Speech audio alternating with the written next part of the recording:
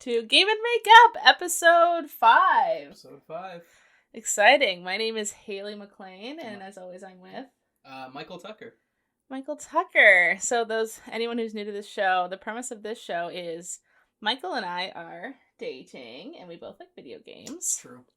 This is true. And we go back and forth, forcing each other to play games that we love because we have very different tastes in video games. Absolutely. So should we go through our repertoire so far? I made Michael play Twilight Princess. Every side character in this game looks like a goddamn mutant that was thrown into a vat of acid. And then I made you play Dark Souls. That's even. How are you gonna excuse Blighttown? How are you gonna excuse those fucking... You don't have to platform in Blighttown. You just roll down the ladders. That's platforming, my guy. Then I made you play Super Mario Sunshine. Obviously, don't do the coin shit, because the coin shit sucks. And great, you know what? That was literally my point from the beginning. So cool, but thanks. You can't knock the rest of it, because there's coin. I made you play Resident Evil 4. That's even too. When you shot the zombie in the head and it exploded, that's a pretty natural way of telling you to shoot them in the head. Efficiently kill them. Efficiently. And now it's my turn again, and it's fall. Mm-hmm. It's cozy vibes, it's Bath and Body Works candles, it's leaves, it's fairy lights, and I wanted Michael to play Night in the Woods. Mm-hmm. One of my favorite games of all time. Of all time? Absolutely, it's in my top 10, for sure. Right on, that's cool. Did you not know that? No, I didn't know it was your top 10. It might even be in my top 5. Wow. Which is bold, I know. That is very bold. To say at the top of the show where you might start saying some bad negative things about it. That's fair. So Michael's played the game in its entirety in preparation for this podcast, and you have never played it before? We played it a little bit when we first started dating a couple years ago. We made it I don't know, maybe 2 hours in, a third of the way through, and we kind of dropped. Oh, yeah. And we kind of dropped it because life got in the way, kind of thing. That was right when the pandemic was starting, wasn't it? No, way before that. Was it way before that? Yeah, 3-4 years ago now. Oh, fair. Yeah. So what we're going to do today is we're just going to talk about the game. Michael's going to give me his opinions. I'll give him my opinions. And as always, we make up in the end. Yeah, despite all the mean things one of us we'll might be say mean, about one of their top 5 games of all time. I was nice to Dark Souls and Resident Evil, so... Yeah, they're great games. Why wouldn't you be? This is a great game, too. Yeah, before... It's a game. It's a game. It is a game. Before we start, though, we thought it was important to mention some of the background surrounding this game. So one of the core creators of this game in 2019 had some very serious sexual abuse and basic abuse allegations lodged against them. Not going to be kind of the center of the topics that we're going to talk about in this podcast at all, really. We're just talking more about the game itself. But it felt respectful to mention, at least at the top of the show. No, definitely worth mentioning. We'd be remiss if we didn't mention it. It would Certainly. feel like something was missing. We like to have a lot of fun on this show, obviously, but it's important to address these things. Definitely. Absolutely. So, anyways, we'll begin with Michael. Mm-hmm. How'd you like Night in the Woods? That's a very broad question, It's super I know. broad, but I like it. I like the just sort general of broad, vibes.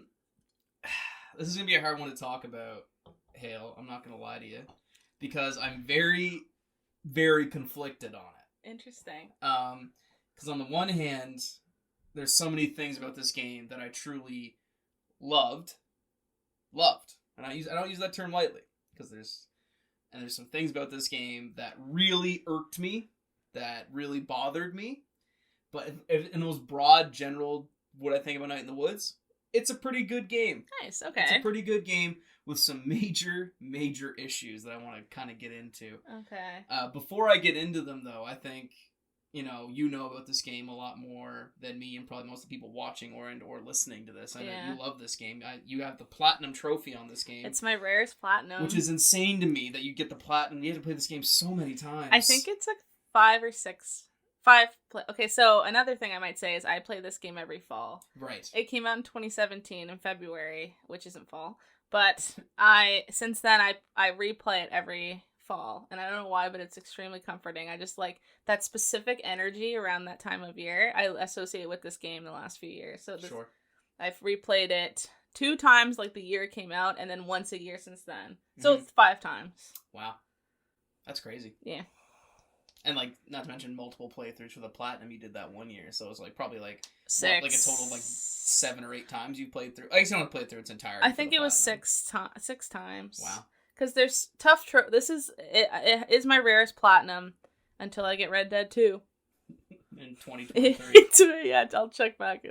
Whenever we're doing the Red Dead 2 episode, that means I've gotten the platinum, because that's when I'm ready to talk about I'm it. looking forward to the Red Dead 2 You episode. you also have to get the platinum before you have to talk about it with me. Absolutely not.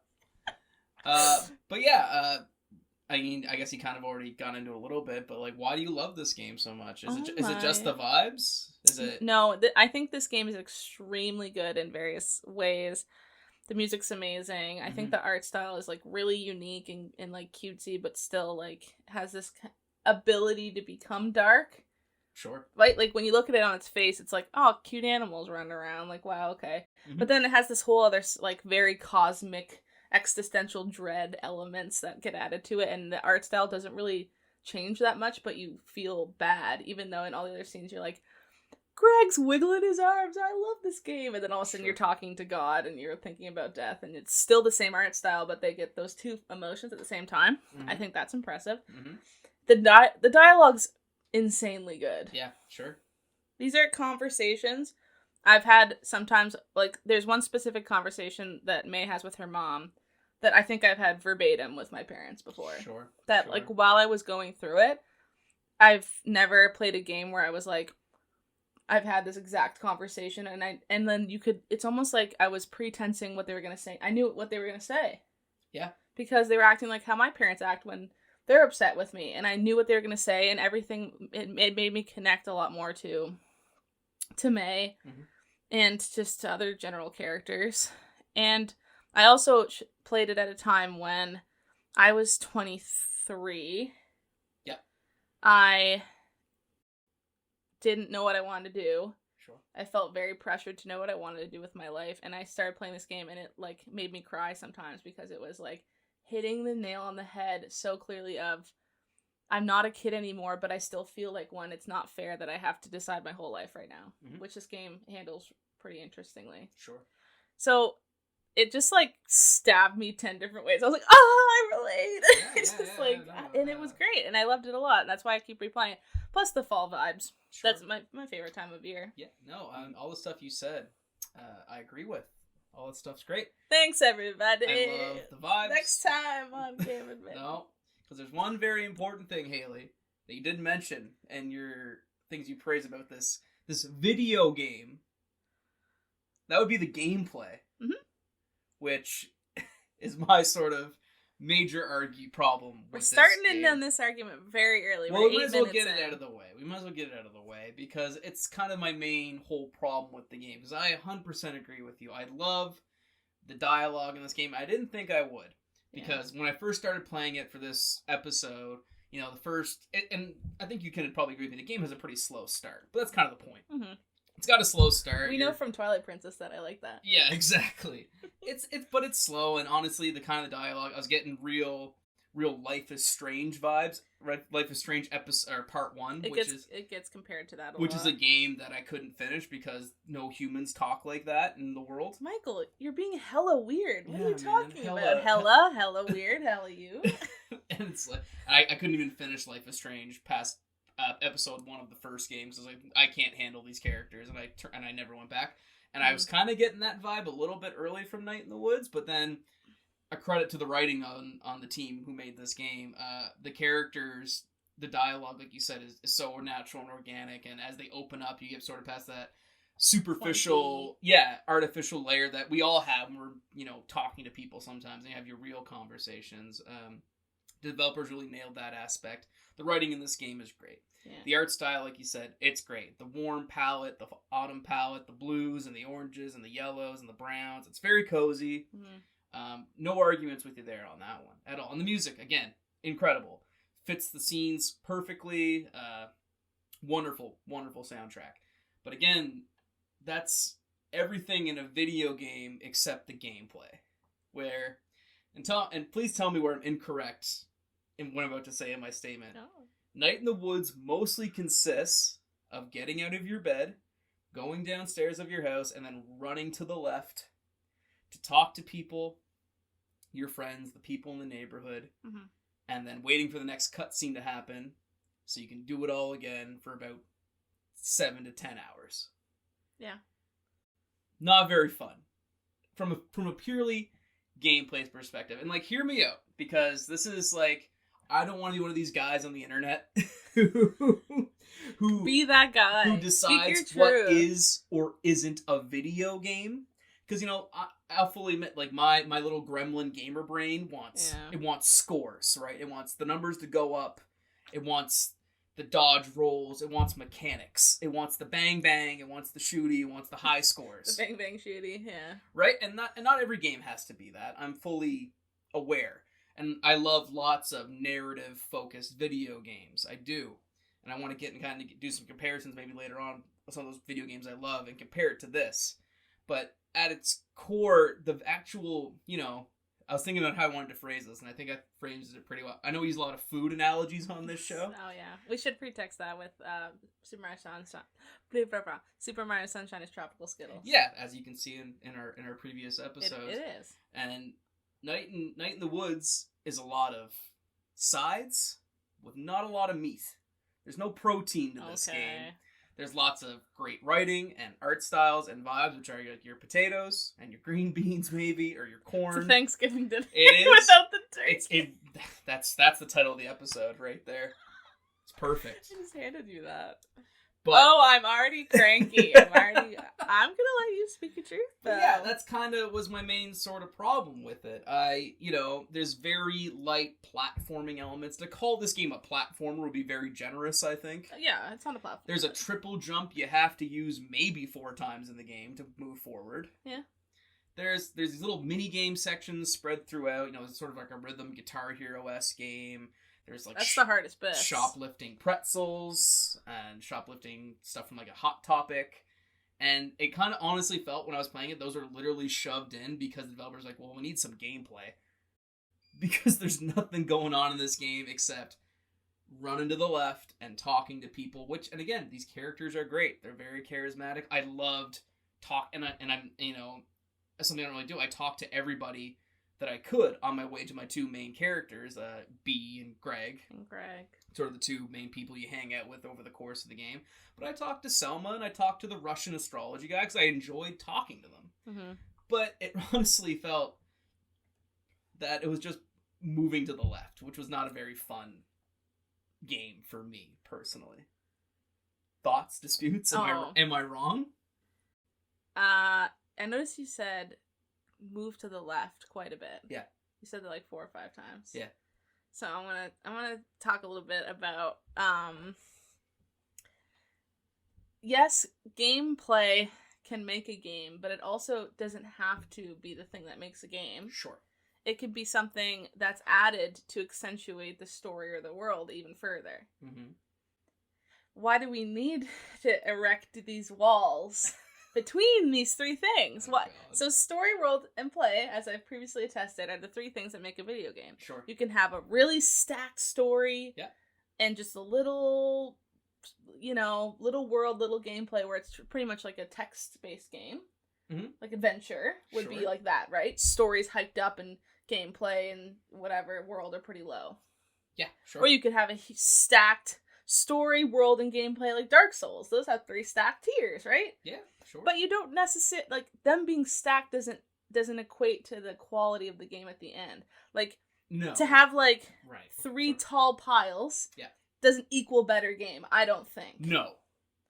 Oh, yeah, okay. So, anyways, that's my pretext. So, what I think this game does really well is, yes, it doesn't have a lot of gameplay, and it almost feels like I think it takes whatever interactivity it has and makes the themes of the game more strong, makes the point that, like, the messages it's trying to convey, makes the world more interesting, and makes the story better.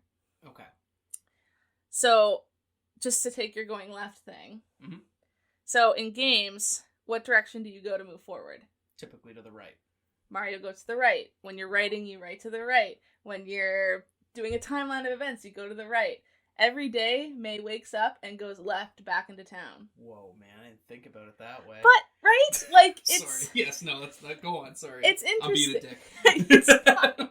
It's interesting. And even when you first get in the train station, you go left. The town's to the left. Yeah. She's constantly cycling in this repetitious loop backwards because she's left college.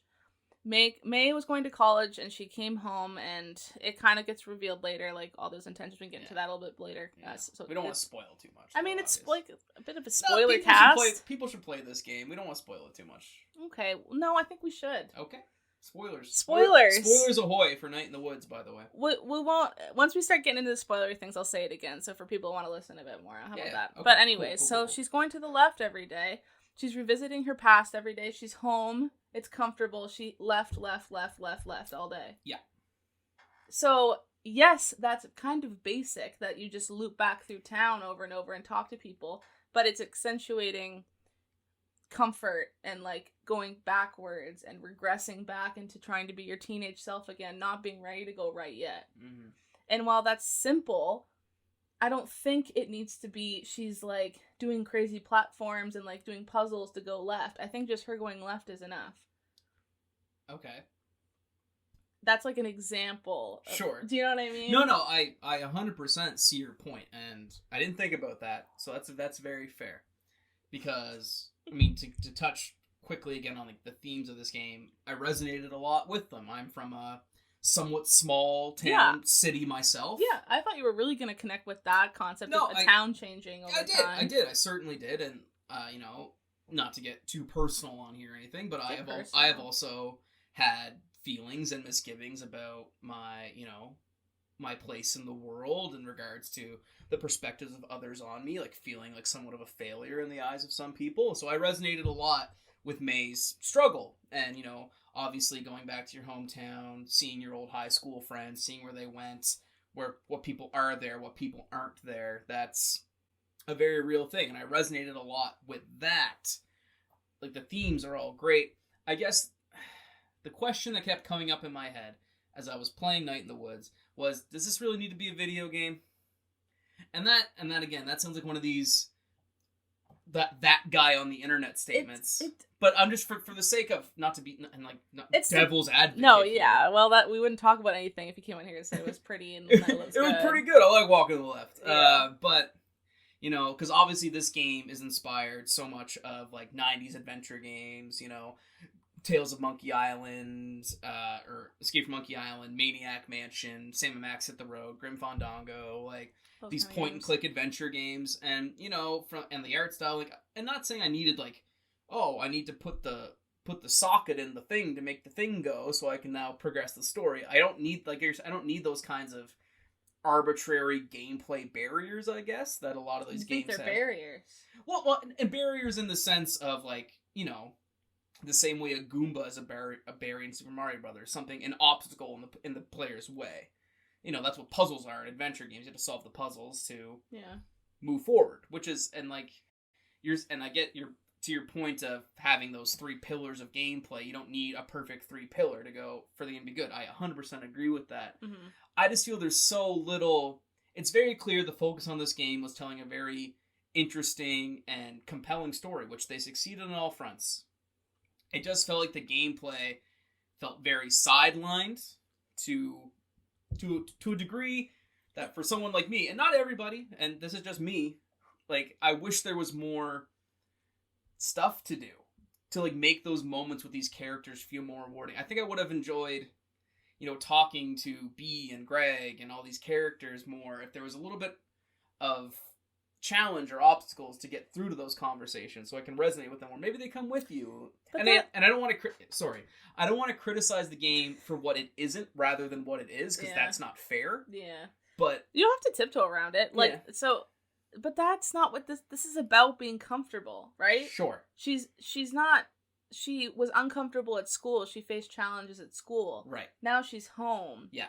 And the small challenges she does face are like playing with Greg in the woods, doing a stab game. You never played that one. That one's actually kind of fun. You stab his hand. Sure.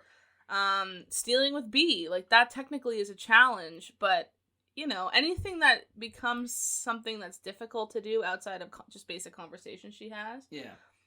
they'll make it a little mini game because, like, why can't those exist and just be there? Why do they need to be stringed along with a bunch of other things? Why can't it be what it is with some mini games in it? Why is that becoming like looking at something and their addition is a negative because it could have been more, and instead of here's this base thing plus mini games. Right. I don't get why that's not the way you look at it, like glass half full instead of half empty. Well, sure. I mean, obviously, I'm also trying to like create arguments for the sake of this show, right? But Yeah. you know, because again, don't get me wrong, I enjoyed my time with Night in the Woods. Yeah. I do, and I would recommend it just to get that out of the way, and I'll go. But like, I guess I'll bring up these comparisons right now, right? Because Okay. I feel that Night in the Woods doesn't necessarily use its medium to the degree that it could to illustrate its points. Because I agree with you. The going left point like you made, I really like that point. That's something I didn't think of, and now looking back, I'm like, that makes a lot of sense. Going to the left, veering off the known path. Like, Yeah. everyone Doing the same thing every day. That's a cool thing that only can be done in, like, because what we expect from video games, right? Yeah.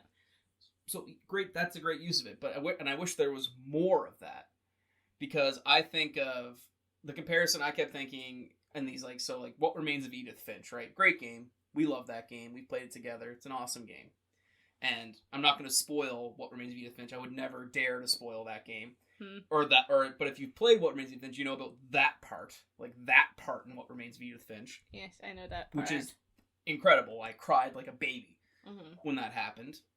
And, but that game, in that moment, What Remains of Edith Finch, it's this perfect cohesion of narration and gameplay, and a mixture of those two that just makes for this gut punch of a moment. And that never really happens for me in a way in Night in the Woods that feels as profound as that. I kept waiting for that moment of narration and gameplay to come together, and it never really did, which is like, you know, it's fine. Yeah. But I just kept waiting, and maybe it's just like how I view video games, which is completely different from, sure, many, many people. But I kept wanting, if you're going to make a video game, which is such a versatile and buoyant art form, to have it just be a story-focused adventure with very minor gameplay elements that almost feel like, again, like shoved in. I don't think they felt shoved in. Well, it's almost like, okay, we have to have a band practice part because we haven't done a rhythm mini game in a while, and we need something that's not walking and talking to everybody. No, I don't. I think those. I don't know. I don't get that. I don't get that vibe at all. I think they were crafted for each thing, and they were thought of, and they said this would be cool if we made this part of it. Right. I don't get the. I had the exact opposite reaction. I don't get the insinuation, or not the insinuation. I don't get the suggestion that these were afterthoughts. They just seem like compliments to the story.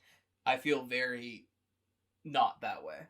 Like, compliments, it's like, yeah, stealing something with B is like a fun mini game. Yeah. But like, it didn't really add anything. Well, so I think another thing we can talk about is how there's no choice in this game at all. Right. So, aside from like dialogue options. You'll always reach the end. Yep. The only real choices you get are who you hang out with. Sure.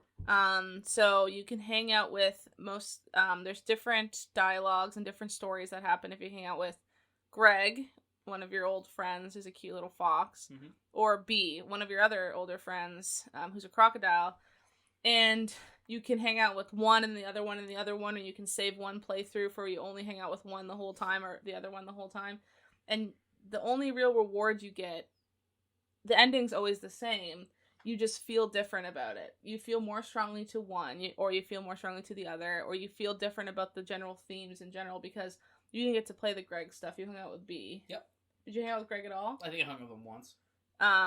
So I've done mix and match, an all B playthrough, and an all Greg playthrough, and the game hits significantly different depending on your playthrough. Okay. So, like, that's kind of choice, and, like, I think, but, like, sure, not that it affects outcomes. It's not like Telltale games where arguably things don't really end up mattering that much in the long scheme of things, but you can ultimately choose if one person dies or someone else dies in a moment, and things change. But in this game, you make decisions to hang out with certain people, and all you get is different feelings. Right. With the same ending. Right. Like, how did you feel about B throughout that game compared to Greg? You probably had very little connection to Greg. Yeah, I didn't know. Yeah, B. I thought it's like B's my favorite character in the game. Why'd you lean towards B so much? I don't know, it just seemed more interesting. Like, to be honest, at the beginning of the game, Greg's whole dynamic with May is like two LOL random... Silly. Like, not really my thing. I was more... I like Greg a lot. Yeah, that's fair, and that's what I know about you. That's more akin to your personality. I liked B a lot more because she seemed more real.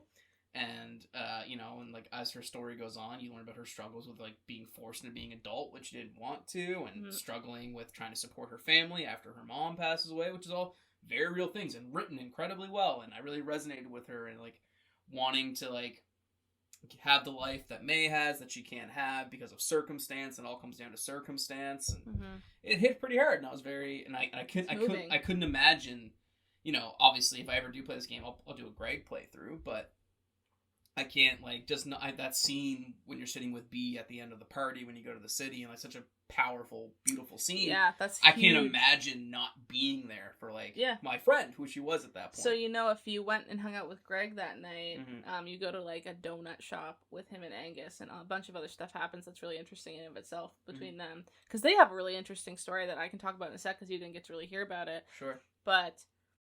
they tell you that B didn't end up going to the party because she lost her nerve. Right. So she never even went. Right.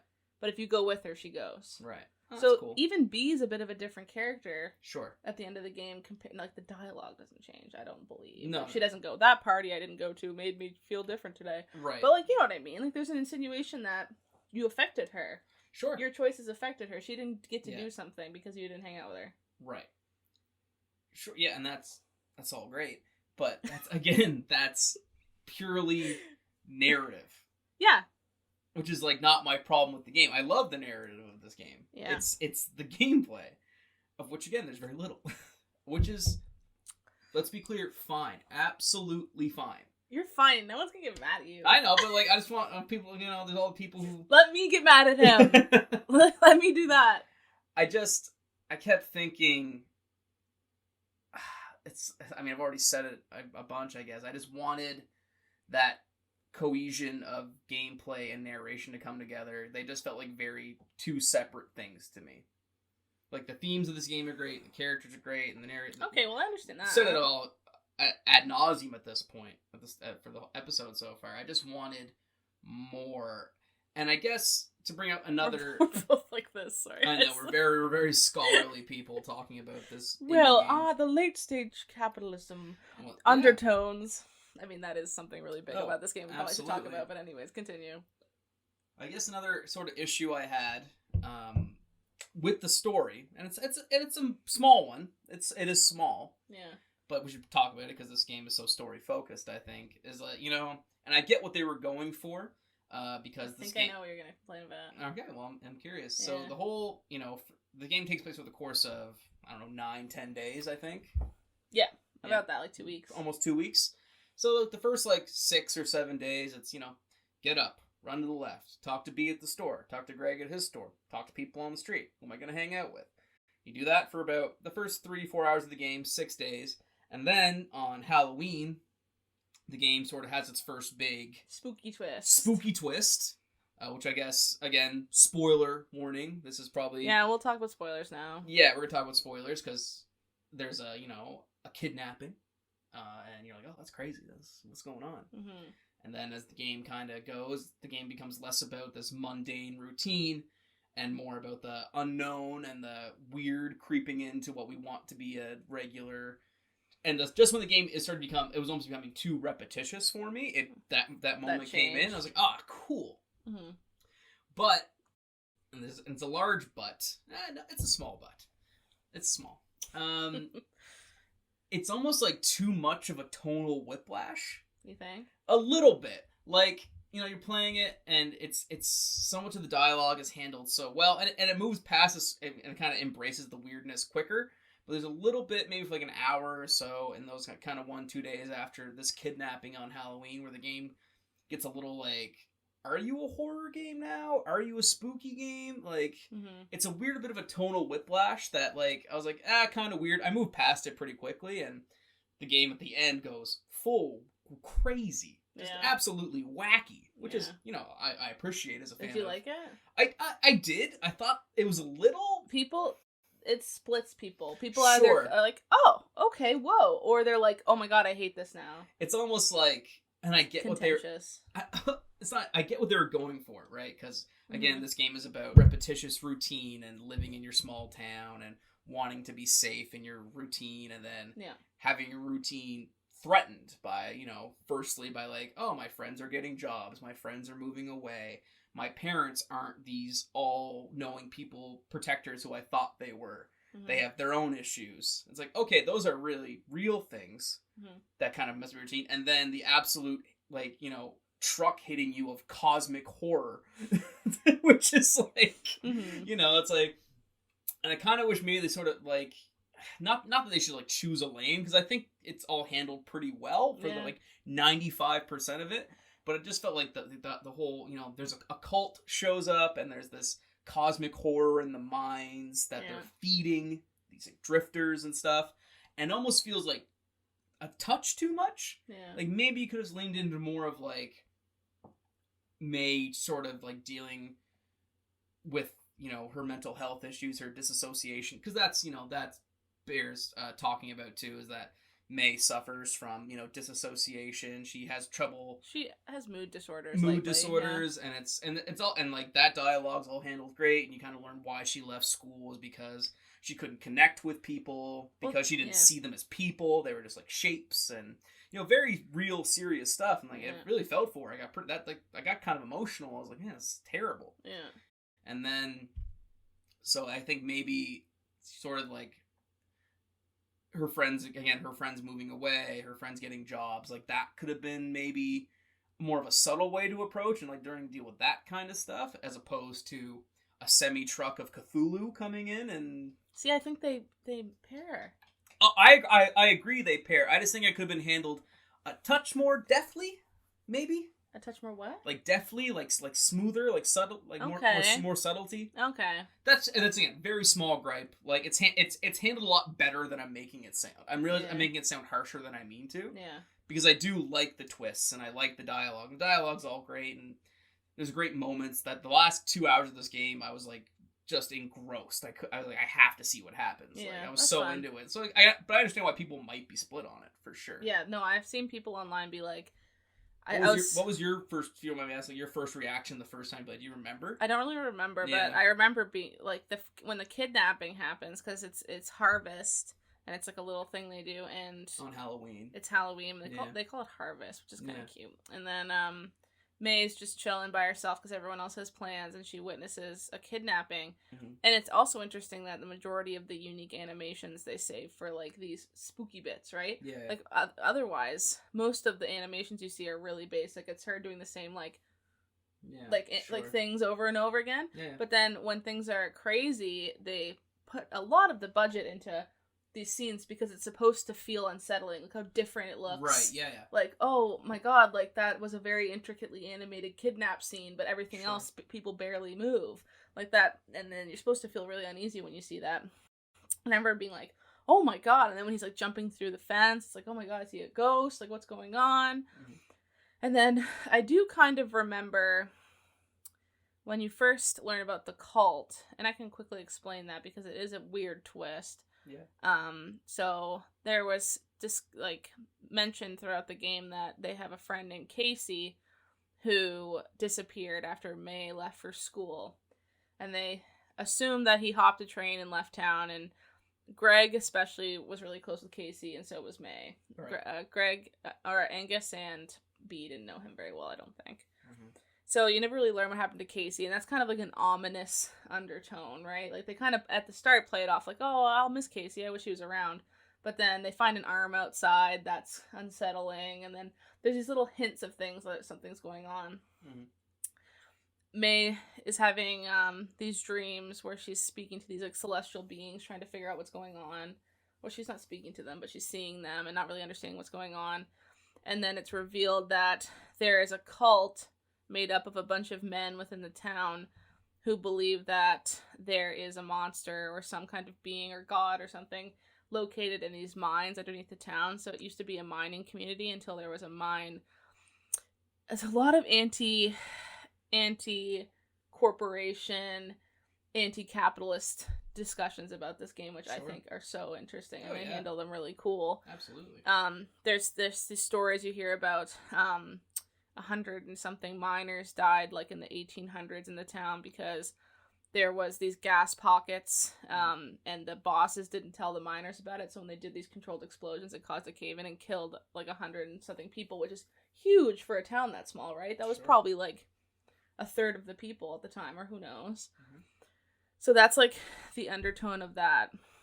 And then there was some coal mining stuff, like corporations came in to set up coal mining things. They set up a whole trolley system underneath the city, which is now flooded and abandoned because as soon as the resources were used up, they moved out, took all the jobs with them. The unemployment rate skyrocketed. It's talking about how late-stage capitalism can affect really small communities and just decimate them. Sure. And it's like the food, I always look at the food donkey, and there's that massive parking lot to the left of it. It's like 100 times more parking spots than are even in the town. You know what I mean? It's kind of, it's very like ominous. Sure.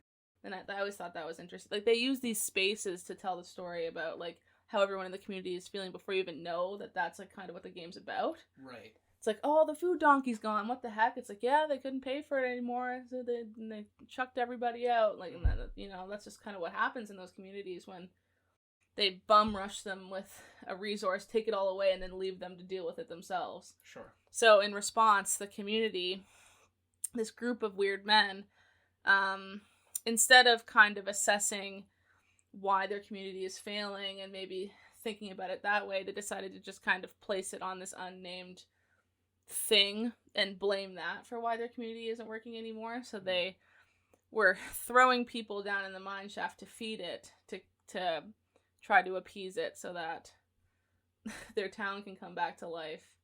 So they've killed 39 people in the span of a few years by throwing them down the mine shaft, and then it reveals that Casey was one of them that gets thrown down.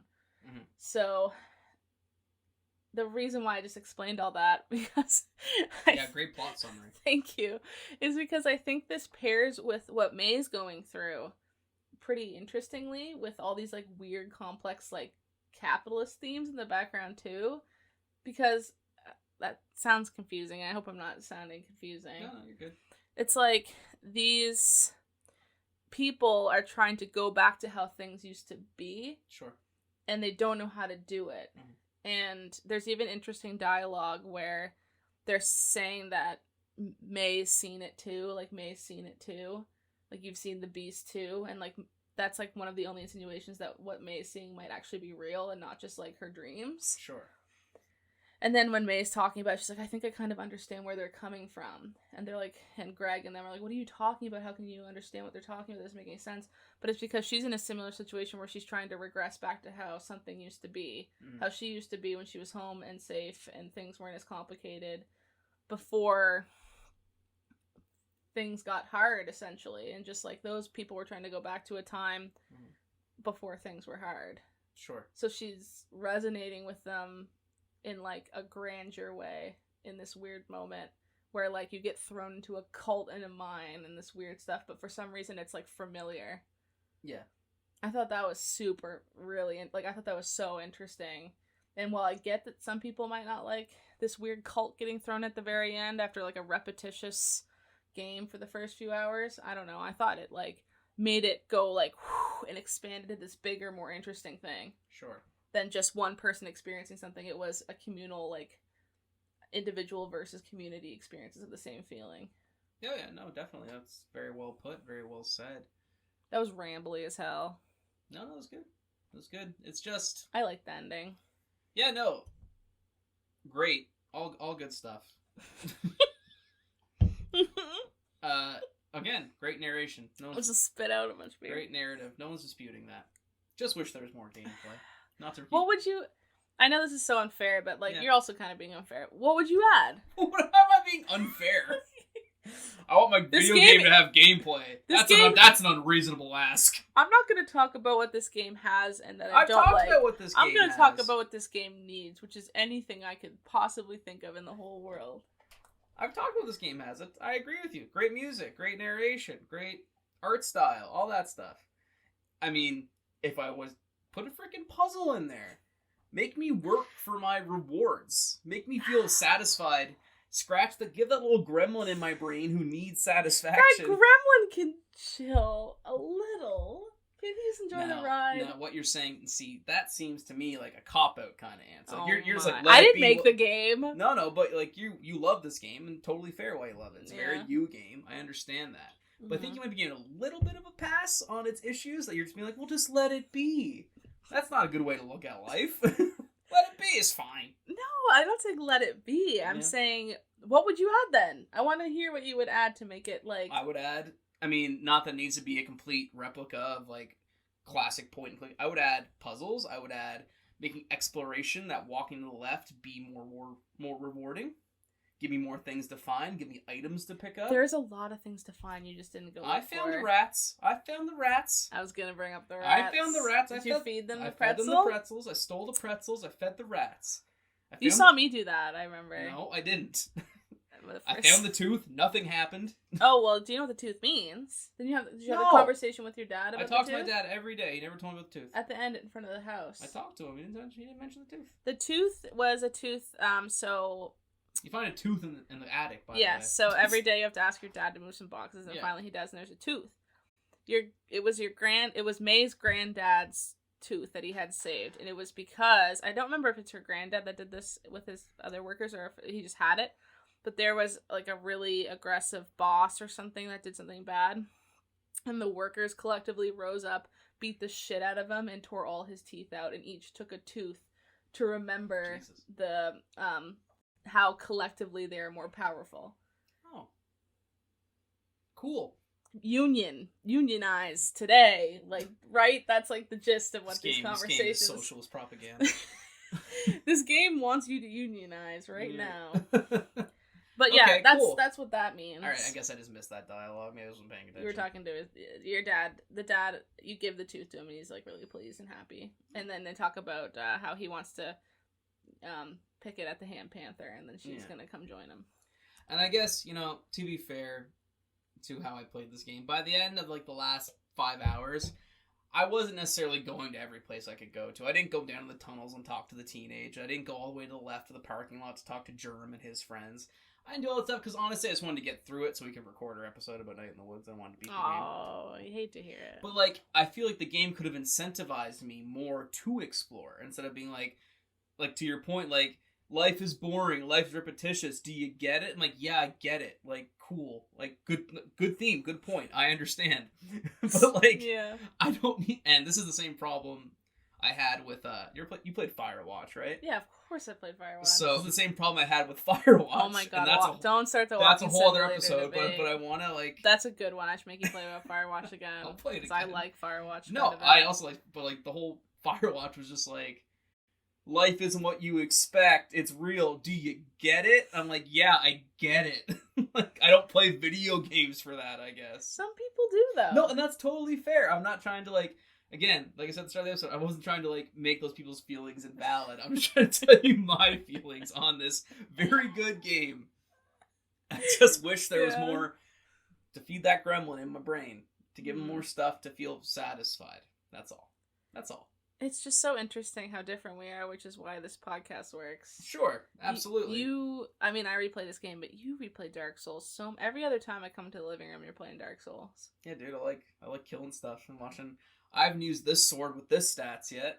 See what happens. Different game every time. I think the thing will still die. Yeah, but it dies in different ways. It dies when it goes up in the air. Oh, he goes in the air. Yeah, but that's that little gremlin in my brain wasn't satisfied. But that's okay. I still really enjoyed my time with it. Yeah. Mm-hmm. And in terms of, like, quote unquote narrative exploration games, walking simulators, which is such a dumb term. I hate the term walking simulator because I mean, it's kind of accurate. Is Zelda just a killing simulator? Is Doom a shooting demon simulator? It's just it's a very, I don't know. It's derogatory. It's bleh. It's bleh. It implies it's worse. But like, that's in true. terms of like narrative focused games, this is right up there with, What Remains of Edith Finch. To me is the prime example of this genre. It is absolutely incredible, and everyone should play What Remains of Edith Finch. Such a hofer. It's a great game. What Remains of Edith Finch. Gone Home, another great example. And I just feel like those kind of games use the medium of video games in a more compelling way to accentuate their points than Night in the Woods does. That's fair. Yes. Maybe I'm just getting tired. No, you hate me shitting on one of your favorite games. I totally get it. No, I'm open-minded. I'm trying to listen but to yeah, what you're and that's saying. like the thing about, this is kind of like, it's hard to have like a long podcast about this game because there's only so much you can talk about, and even though we've explained a lot of these finer story points, it's still absolutely worth playing because it's those more minute, littler conversations throughout the game that really make it special. That make it so like you were talking about gut wrenching. Yeah, like that conversation with B outside the bar is so gut wrenching. I was captivated. I was emotional. It was great. And then like learn when May's speaking to, I guess it would have been B for you. She can also talk to Greg about it, but on the couch about yeah. When she beat a kid with a bat during a baseball game. Mm-hmm. Because everything became shapes, and she just didn't understand how to associate those things with where she was and what was going on. No, as a depiction of someone struggling with their mental health and trying to be a better person, and how hard it is to be a good person when you have these issues, the game succeeds on that front wonderfully. I thought another thing that was interesting that's kind of towing the line between, it's not gameplay and it's not choice, but I thought it was interesting, and I was sitting with you when you were playing this part, when you're with B at this party. They drive 2 hours to go to this party out near a university, and B would love to go to university, but she's just not able to. Her mother passed away and she doesn't have the money to go do it. She's got to help her father, who has struggling with depression and stuff at home. For sure. And B kind of resents May a lot of times, and you learn this the more you hang out with her, that May left school and came home. Why wouldn't you be bitter about that? Your one most exciting dream to do, you watch your friend get bored of it and come home. I would be extremely frustrated. Yeah, definitely. So she likes to go to these parties out in the city and pretend she's a student and just feel good for like a few hours, that's the most saddest thing. And there's a minute where you're May standing with B talking to these two guys, and you can tell B so desperately is trying to relate to them being students, and you have options to what you want to say, but they're all terrible, and they're just throwing B under the bus, like trying to almost shoot her in the foot so that you can be her only friend back in your small town, right? Yeah, for sure. It's kind of the vibe you get from that, and I saw you trying to pick between the two choices. One would be like, B doesn't like snobby guys like you, leave her alone, or like, there's no way she'd ever come to school here with you guys. Yeah. And you want to say like, yeah, B's the greatest, I'll let you guys talk, see ya, and like leave her alone, do her thing, but you can't choose that because you're May. Yeah. No, and I kind of liked the fact you're trapped. And it's interesting because I'm like, the shut up. Doesn't always let you be a good person. No, because you're May. That's May has problems with that, and that's super fair because that's just her character. That's just, everybody has problems being a good person. It's just a very real thing. Yeah. Yeah, it was very well done. For sure. Like, I don't know. They do that a lot. And then, like, there's even a tongue-in-cheek one where they're talking about, like, I think she's talking to Greg, or I can't quite remember, but the two choices. No, she's talking to B when she's home, and she says, what's even the point of all this? And then the two options you can say to her are, you always have a choice, and then the second option is, like, you're always able to choose. And, like, they're kind of tongue-in-cheek saying, like, no matter what you say right now, it's the same thing. Oh, see, there you go. It's a little bit of dialogue choices and gameplay mixing together with narration. That's a good example. Good job, Night in the Woods. That's it. There you go. Perfect game. Forget everything I said. Absolutely perfect. Oh, it's so good. It is good. It is good. I think it harmonizes. There we go. So many things at once into this like beautiful little package that you can just experience and the characters are so in depth and real, and like you didn't even get to see any of the Greg stuff. And he, like, you hung out with Angus that one time, but when you do Greg stuff, you hang out with Angus more, you learn a lot more about him. Mm-hmm. You didn't do any of the Germ stuff, hanging out with Germ. No, Germ lives on the far left side of town. I'm not running that far, man. And the Lori stuff. Who's Lori? Exactly, is she the my chick, guy. Is she the mouse on the roof? Yeah. Oh, I You talked to can her hang out once. with Lori. I know she was up there until I was jumping Lori around for the stuff's rats. great. Yeah, no, I didn't only talk to her once. You have to talk to her 2 specific days, and otherwise you miss it. Sure. And you have to do a whole new playthrough to get her. You see, I don't like that. What? I don't like... But there's tons of stuff like that in Dark Souls. If you don't do this, then you lose. But there's hints, you know? Like, there's, like, subtle hints. Like, how am I supposed to know Lori's on the roof of the building? By exploring.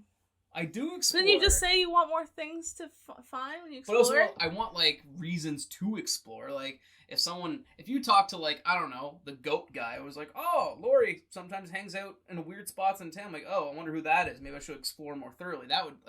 That's a very hackney, bad example. That's kind of hand-holdy, though. Yeah, I know. It's your town. You're supposed to know all of it, you know? Yes, sure. And that's sort of like the disassociation, hey, between the player and May, is that we don't, like, you know, May has all this prior baggage and stuff that we don't know about until we explore it more. But I guess, you know, I would have liked to have found that character, but the game didn't tell me she was there. They didn't give me any reasons to find her. They didn't tell me, and I found her and talked to her, and I hung out with her. That's great. It's just different, right? It's different, for sure. Also, I want to shout out Demon Tower. Oh, yeah. Which is great, because Demon Tower is the gameplay part of this game. Oh, you should mention what it is. It's like a sort of like a rogue, like, hack and slash, similar to like Binding of Isaac or Hades or you know, any of those rogue, like, top down slashers. It's a fun little mini game you play on your computer. It's really fun. It's May's computer. May's computer. Yeah. Did you beat it? No. I want more gameplay. Oh, gameplay thing? No, thank you. I'm gonna go over here and do my loop over again. Where's the gameplay? If the mini game is your main gameplay, might be an issue in the game. Just saying. Well, they gave you some gameplay, did they not? That's a fully made game in there. Cool. They just make that a full game. Why can't it? What's the difference? What's the difference? You want them to sell it separate for $2, or just have it at Night in the Woods for you to play whenever you want? What's the difference there? Well, I'm just What are you saying, requesting? You want them to separate it? No, I'm just saying, if you're gonna put a lot of effort into Demon Tower, you probably make a pretty good, like, Binding of Isaac clone for $10. I'd bought that for sure. What kind of gamer are you? You want things I'm to a be hardcore gamer. You're like EA's dream. How am I EA's dream? Let's separate everything and charge separate prices for all this separated content. What I said. Oh, Sims 4 Cottagecore, $60. You'd be like, yes! And then they'd say, we're going to combine it up with pets, and it's free. A Cottagecore expansion pack is the same as another game. It's a good point. Good There's metaphor cows. there, There's new cows in it and stuff. I don't know. Well, that's what you just said. Separate the gameplay from the game I'm complaining about with no gameplay and give it to me for $10 more. What are you talking about, my guy? I'm just saying Demon Tower was pretty fun. That's all I'm saying. Why are you getting so obsessed? Because that pisses me off, to be quite frank. Why? I can't do your voice again. No, do my voice again. Everyone loves it. Where's my gameplay? What the heck? It's game designers. Where's my gameplay? Oh, here's some. I'll give you $10 for it. Like, what? Really Why can't it just be in there? It can be in there. I just don't understand the logic of what you just said. I'm just saying Demon Tower was fun. Yeah. And I would have played an expanded version of that game for probably like $10. That's all I'm saying. Okay. That's really funny to me. Wow. That's a really good impression of me, by the way. Thank you. I'm weak. How are people going to know who's talking I on know, this show? And people who aren't watching the video are going to be like, wait, why's Michael acting so weird? Here, let me do you. Ready? Okay, sure. What am I? I'm like Twilight Princess, and Resident Evil 4 is too hard. I beat it. I'll do you again. Dark Souls is so good that I'm gonna play it 80,000 times. Oh, a new game you bought for me, babe? No thanks. I have to go play Dark Souls. What new game did you buy for me? Probably a ton. Not one. I definitely bought you I bought you Demon Souls. You did, yeah. But now you play that a million times in a row. Sorry? That I...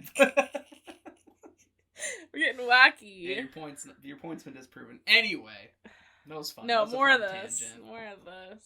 Yeah, there's nothing to talk about in this game. Oh my! I know. I'm looking Boom. at the time. Like, we gotta hit at least an hour. I'm not gonna hear the end Well, of it. let's hit an hour. Let's go to our viewer questions, listener questions. There's nothing else you wanna. Didn't you have a second complaint? I already told my 2 complaints. My complaints about the lack of gameplay and the tonal shift are my 2 complaints. But you ended up kind of liking the tonal shift. Yeah, it's fine. I have it's like 95% really good. 5% kind of eh. Can I explain to you why the Greg stuff's really interesting? May I please? I mean, no, because I might go play it someday. Okay, that's a good reason. I thought you were gonna say, well, no, because we're done with that. No. Like, it's... Do you think you'd replay it for the Greg stuff? Sure, someday, maybe. Why not? I like being Greg a lot. I think I'm a smidge more towards Greg. That's fair. I like Greg a lot. I mean, I didn't spend a lot of time with him, so maybe he's a great character underneath all his wacky shenanigans stuff, but I didn't get that far, and that's, that's cool that everyone's story experience with this game is different. That's a plus, in my opinion. You really liked Angus. Yeah, I liked Angus. He's great. And everyone in the game's like, Angus is the best, so. Another gut-wrenching thing with Angus is, like... Well, don't spoil all the gut-wrenching Well, that moments. scene with... that scene with him on top of the hill looking at stars. Yeah. Which, the constellation stuff. Yeah, it's great. Doesn't that pair well with what May's going through? Like, finding meaning in shapes? Sure. Oh, yeah, I didn't think about that. Cool. That's a good point. Thank you. So deep. Anyways, 4 minutes to kill.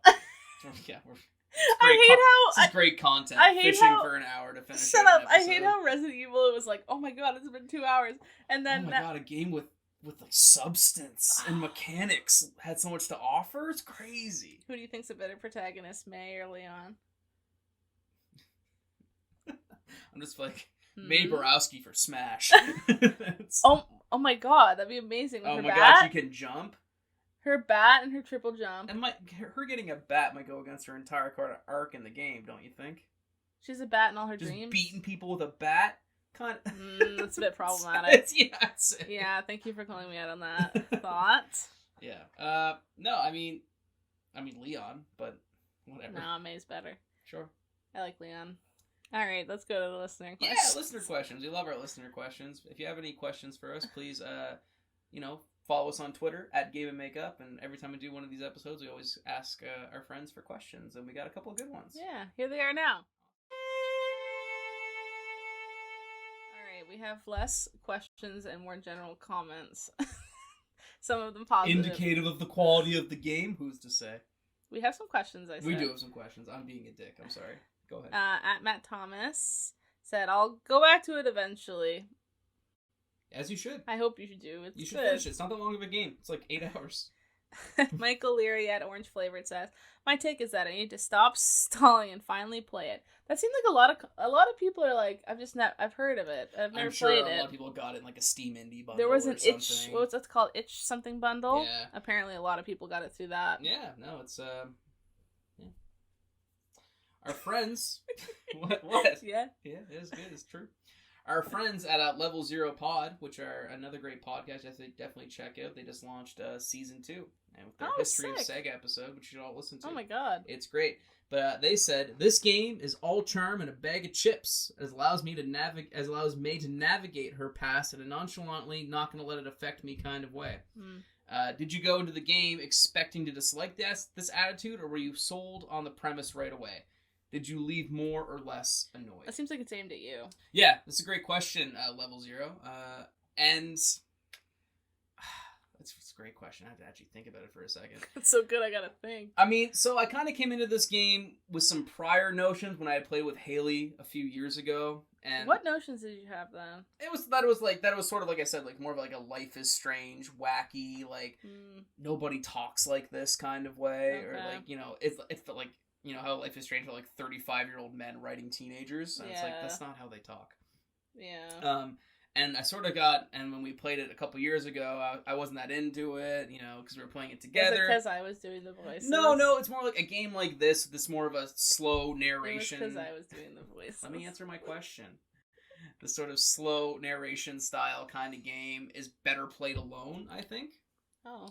just my personal taste. Like I can immerse myself and kind of give. No, it's fine.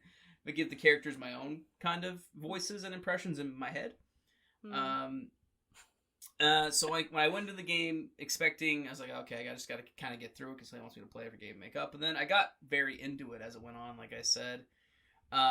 So the premise of like a girl going back to her small town, exploring the past, like I said, I resonated with as someone from a small town who's like, I've gone back several times and been like, oh man, that place that used to be this is now this, and that place burnt down, and that guy moved away, and that guy got married, and like, oh my god, it's crazy. That and guy's a kid. That guy went to jail. Like it's all very real stuff that I really liked. And I left. Did I leave more or less annoyed? No, I left very satisfied at the end of the game. Smiling and satisfied. From a character and like dialogue perspective, absolutely. From like the stuff the game is aiming to succeed at, I think, or in my opinion, aiming to succeed at, I think I came away very impressed and not annoyed at all. I like that. I love that, playing with that thought of leaving somewhere and coming back and it's the same but it's different. Absolutely. That's such an interesting concept. Like, it makes me think of that Rebecca Sugar song from Adventure Time called Everything Stays. Oh, yeah. And it's like, the whole premise of the song, she wrote it, was she by mistake left a toy out in the garden. Sure.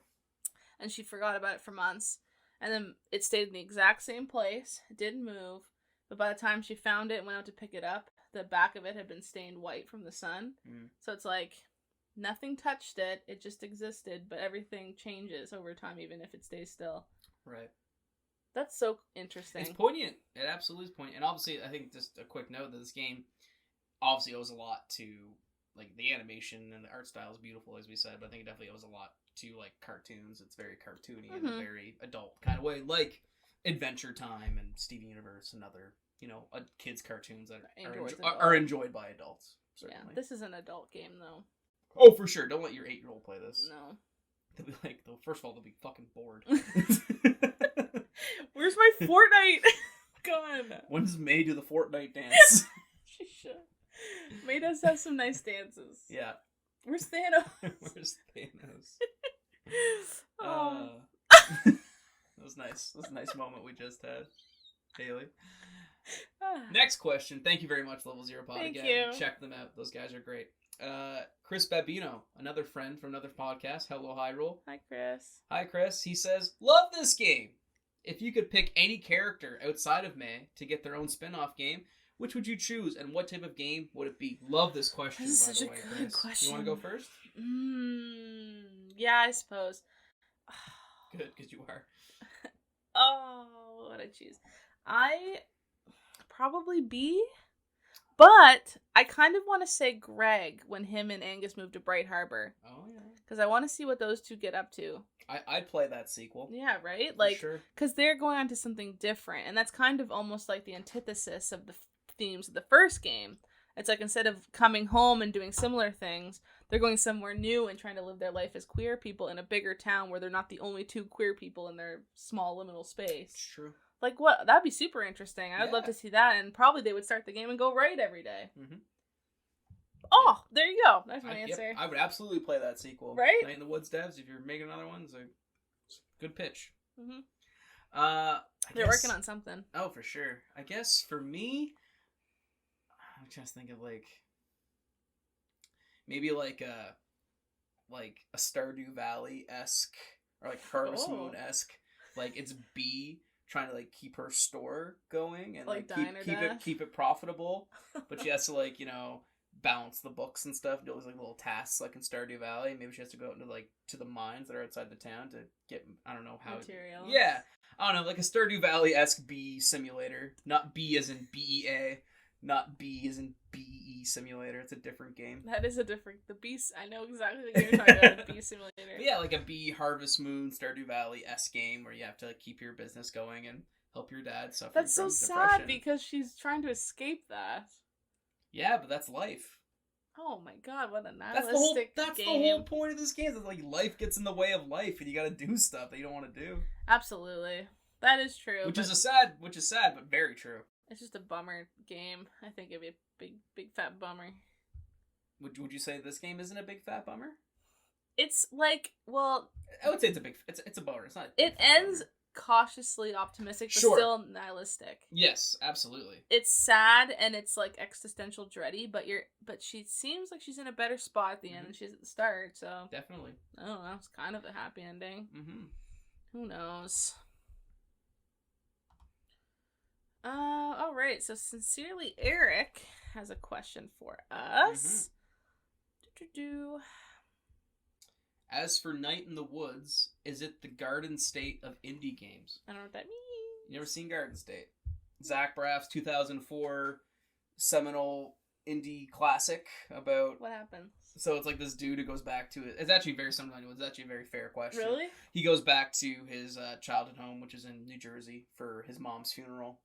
And, has to, do a bunch of stuff. Yeah. We look at the whole plot of Garden State. But, yeah, it's a very, I think... It could be the Garden State of indie games. Sounds like it is. It's got a great soundtrack, much like Night in the Woods. Bunch of stuff by the Shins and other indie cool bands. Oh. Yeah, it's good. We should watch sometime. It's a good movie. Okay, and we should mention that Eric has a podcast, Calm Down Nerd. Also, shout outs to Calm Great Down podcast. All our podcast friends give us great we questions. Have podcast friends. We do. R.I.P. Game Query though, the real goat. They contributed nothing to this podcast. Gone too soon. I wish they had. Blake and AJ are real gamers. They don't play Night They in the don't Woods. play Night in the Woods. I think Blake likes it. I think he's played it. I'm sure he does. I'm just being facetious. But yeah, thank you, Eric, for the question. I would say it's very similar, if not definitely, the Garden State of indie games. Interesting. Mm-hmm. And I know these aren't comments, but it's just Brian of the Draft Punk says, "I love this game." Yes. Thank you, Brian. Thank you, Brian. You and Haley can love this game together. Hell yeah, brother. I think that's all. I wanted to end on that high note. Yeah. So yeah, I mean, great questions again. Thank you. If you want to submit questions to the show, please follow us at Game and Makeup on Twitter, or join various Discords that we post at. We mostly post in the Game Query Discord. Absolutely. So you can look up Game_Query on Twitter to find that Discord if you'd like, and join us there. We try to field as many listener questions as we can, so we hope you do contribute for the games we talk about. Let's be real, we've say everyone. We do. Please. Please. Well, that was all great. Haley, final thoughts on Night in the Woods? Do you want me to give my final thoughts, and then you give your final thoughts? It's usually how we do it on this show. Yeah, do that, because then we end on a bit of a positive note. Alright, so I'm going to end on a positive note. Okay. I'm going to try my best. So you don't have to, it's fine. No, because... overall, I walked away very positively from Night in the Woods. Yeah. I enjoyed it a lot more than I thought I was going to. Yeah. The thing is, when I kind of rag on games, it's only because I want them to be. It's only because I enjoy them anyway. Like, it's so much like a game that I just outright hate. I don't even want to talk about because it's like it just sucks, right? That's not, What's an example? A game that just sucks and I hate it. Yeah. I don't know, like Superman 64. Like, I don't know, just a bad game. Yeah. But Night in the Woods is... Super Bomberman R. I didn't play that. I love Bomberman 94, but that's what we're talking Sorry, about. That was such a random pick. Super Bomberman R. That'd be a fun game makeup episode. Don't. I already reviewed it. But I really enjoyed my time with Night in the Woods. If you are like someone a lot like me and you enjoy seeing the numbers go up and you have that gremlin in your head like I've been talking about, that wants the high scores and the dodge rolls and the parries that come with like more gameplay focused video games, you're probably not gonna find it here, which is totally fine. But if you really like fall vibes and great dialogue, fantastic vibes, excellent music, a game that's gonna make you think and make you emotionally hit you in a lot of ways, I would absolutely recommend Night in the Woods. If you're looking for something that's, or especially a game that if you have a partner or a friend who's not super into video games, and this is a great entry point, I think. I've watched my friends who don't play games love this game. Yeah, and I can totally understand why. It's absolutely worth playing, even if you didn't listen to any of the spoilers we talked about, or if you did, you still want to play it, I would still recommend it, because again, it's those little dialogues. Like, as much as I described the cult, like, it hits so different with the dialogue. Yeah. Absolutely. And I, undersold that scene, to be honest. Sure. So yeah, Night in the Woods, good game. You should definitely play it. I didn't hate it. Got some problems with it, but I think it's very, very good. I'm glad you beat it, because I remember when we were playing it together, and I was doing the voices, which I won't do anymore because you don't like them. I didn't say that. You said. I could tell you weren't into it, and it's because we were still in the early repetitious bit. Yeah, and the payoff does come, and and it's not even like that bit's bad. No, it's just it's got a point to make. I get what they're going for. Yeah, I understood it more on this playthrough, and I since then I played a lot more narrative focused, quote unquote walking simulators or narrative games, and I think this game does it very well, and it's very, very good. And you should play it. I think you should play it too. I'm very excited that you finally beat it. Mm-hmm. This is one of those I might get a tattoo kind of games. Oh, yeah? I love this game. I think I've rarely connected to a piece of media like I do with this game, and I think I've explained why, and all those weird reasons where it resonates with me. Sure. But there's something else about it, and it's almost like it ties into the themes, how comforting this is. It's like I go back to it over and over again, and it's almost like that's the point of the game too. So it's like weird. It's like these extra layers of like comfort and repetition. I play it every year, just like May goes back and does her loop every day, and it's like, oh, I don't know. It's almost like this cosmic, perfect thing that just fits my brain really well, and that's why I love it so much. I think. Kind of like a cosmic gumbo. No, it's Thanksgiving dinner without turkey. Remember? It's a gumbo without Is the that shrimp. what we're gonna call this episode? Is that it's Thanksgiving dinner without the turkey? We didn't really come back to that analogy quite much, we'll did we? We'll call it something We'll better. figure it out. I'm sure you'll see the title before you hear us true. talk about this. Yeah, I highly recommend it. But again, it might not be for you because if you're like a guy like Michael, then it doesn't scratch your gremlin itch. And if your gremlin is, at the forefront of your inside-out table, like, fear and, your gremlin is going like this the dials. If he's at the forefront, then this won't be fun. But if you're open to new things, or if you like narrative-driven games, must play. If you like Definitely. narrative games and you've missed out on this somehow, I really recommend it. It's super good. Definitely. Yeah. And it just came out on iOS. It did just come out. I think that was actually Preston asked us that question on Twitter too. We didn't get to it. Oh, sorry. Sorry, Preston, but he asked, did it come out on iOS? It did, like 2 weeks ago at the time of this recording, which is really weird. But it's weird that we came somehow back to fitting it. that we came back to it, because it's available on PC, PS4, Switch, I assume Xbox. I don't know, but probably. Mm-hmm. And now iOS, so you have no excuse. Yeah. So you should play it. And then this is a fun thing I thought we could do at the end, is what we're playing right now. What we're playing right now? Yeah, what are you playing right now, Michael? Oh my god, this is a surprise. This is a big surprise. I am currently playing You're not playing Night in the Woods anymore. No, I'm finished Night in the Woods. I'm playing too much Pokemon Unite. Way too much Pokemon Unite. And I'm also working my way through No More Heroes 3, and I'm highly enjoying it. Oh, you love that. It's great. Everyone should play it. Everyone's sleeping on No More Heroes 3. I've seen no one talking about it. And it's a shame, because it's awesome. Interesting. By far my game of the year. Interesting. Yeah. How about you? What are you playing? I'm playing, I just recently went back and got the platinum for Ratchet and Clank Rift Apart. I've been meaning to go back and do that, because it was a easy breezy, beautiful platinum. It was easy. And then I'm going back and trying to get the platinum for Miles Morales now. Spider-Man Miles Morales. Nice. And I also am plugging away at my Red Dead 2 platinum, which is quite literally taking me 3 years. But and you're going to start playing the next Game Makeup game, which we won't reveal right now. We won't reveal. You have to go follow us at Game and Makeup on Twitter. But soon, because we want to start revealing those quicker, so you guys can play along with us and give your opinions and talk about That would be amazing. That's true.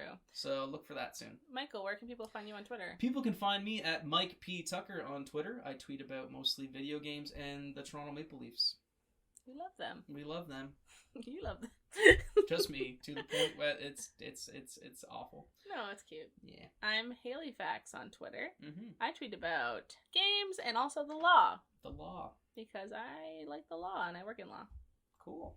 And video games as they relate to the law. And yes. And again, please follow us at Game and Makeup on Twitter if you want to tweet at us. Tell us how you like the episode. Did you like the episode? Do you agree with us? Disagree with us? Leave a comment down below. Tweet at us. We want to hear it. Please like the comment video. And subscribe. Like, comment, subscribe. If you're listening to this on our audio feeds, we also post this to audio feeds. Give us a review.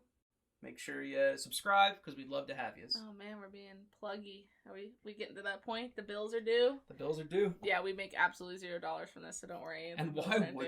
This is we do not prepare well. All right, on that note, thanks for very much for watching. Thank you for watching, everybody. We'll see you soon. Did we make up? I think so. I think we did. We All didn't right. even fight that much. No. It's okay. Bye, everybody. Bye, everybody.